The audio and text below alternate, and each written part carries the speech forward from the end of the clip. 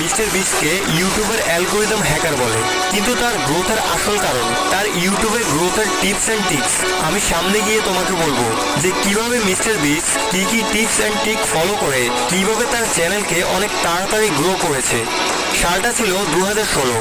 Green valley Christian একাডেমিতে সে গ্র্যাজুয়েশনের জন্য admission নেয়, আর ওই সময় তার চ্যানেলে 30,000 সাবস্ক্রাইবার হয়ে গিয়েছিল।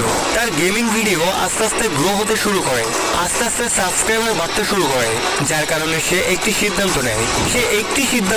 সেই একটি ডিসিশন তার জীবনকে গড়তে পারে, অথবা সেই একটি ডিসিশন তার জীবনকে বরবাদ করতে পারে।